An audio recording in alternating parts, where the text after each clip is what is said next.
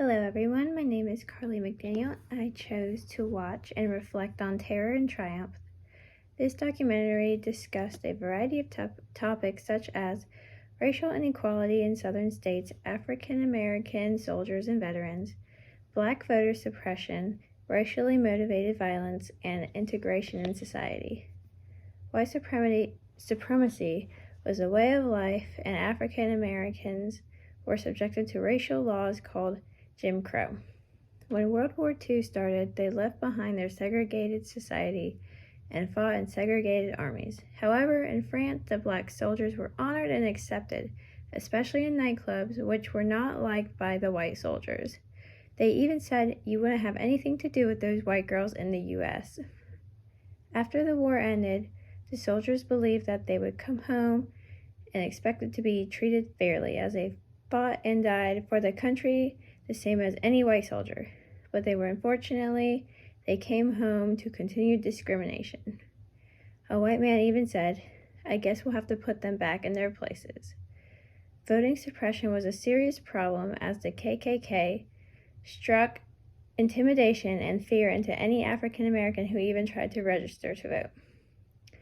They would often drive by houses at night and place many coffins on the doorsteps of those who tried.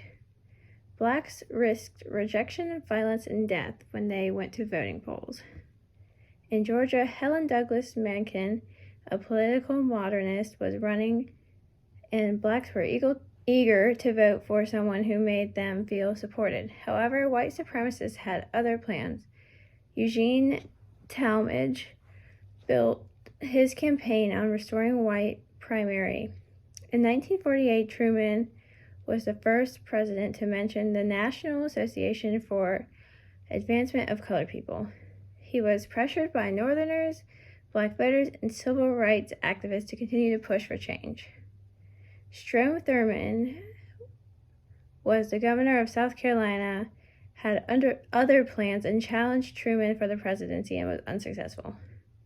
Truman then signed Executive Order 981 to desegregate armed forces with the help of A. Philip Randolph, who had been working to desegregate the armed forces for a decade.